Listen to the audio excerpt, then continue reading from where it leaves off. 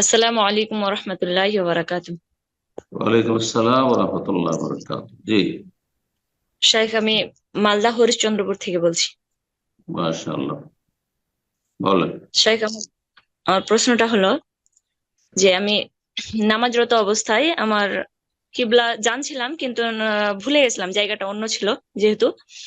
তারপর 2 রাকাত সলাত আদায় করার পরে মনে হয় ওই তারপর কিবলার দিকে আমি ফিরে যাই।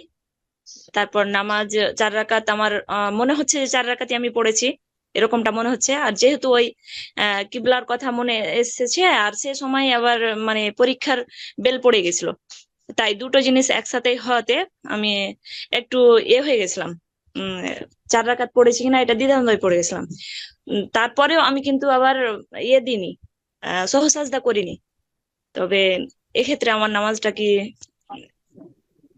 কেবলা যদি হয়েছে? কারো কেবলার জন্য সে চেষ্টা করলো প্রথম যে কেবলা কোন দিকে আছে, তারপরে যদি ভুল সিদ্ধান্তে চলে যায় আর কেবলা ভুল হয়ে যায় আর পুরো সালাত পড়ে নিয়েছে, তাহলে আর সালাত পুনরায় আদায় করতে হবে না। পুরো সালাত আদায় হয়ে গেছে, হয়ে গেছে। ফাইনামা তুয়াল্লু ফাসাম্মা ওয়াজহুল্লাহ, আল্লাহ বলছেন এইরকম ক্ষেত্রে। সূরা বাকারা আয়াত রয়েছে, বুঝা গেছে।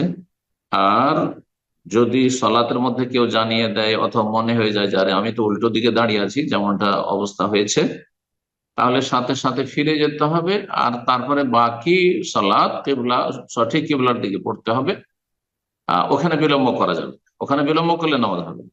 ওখানে বিলম্ব করা যাবে না। আর আগে যে 1-2 রাকাত হয়ে গেছে সেটা গণ্য হবে, সেটা পুনরায় আদায় করার কোনো প্রয়োজন নেই। সুতরাং যেটা পুনরায় যে আদায় করেছো, যে আগের যে নামাজগুলি আবার 4 রাকাত, এটা পড়তে হইতো না। আর এই ক্ষেত্রে সহজ সিজদাও নেই। জি, সালাত হয়ে যাবে। জি, ইজতিহাদে মানুষ চেষ্টা করলো, তারপর যদি ভুল করে আর সালাত আদায় করে নেয় পুরো না, কয়েক ওয়াক্ত সালাত যদি এরকম চলে যায়, জানার কোনো বন্দোবস্ত ছিল না, সেখানে আশেপাশে কোনো লোকজন ছিল না হয়তো, বা জানার কোনো সুযোগ সুবিধা ছিল না, তাহলে ইনশাআল্লাহ আল্লাহ কবুল করবে। হ্যাঁ, আশেপাশে লোক আছে, একটু জিজ্ঞেস করলে হয়, স্থানীয় লোক আছে।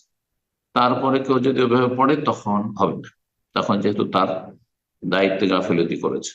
বারাকাল্লাহ ফিক, আল্লাহ কবুল করুন।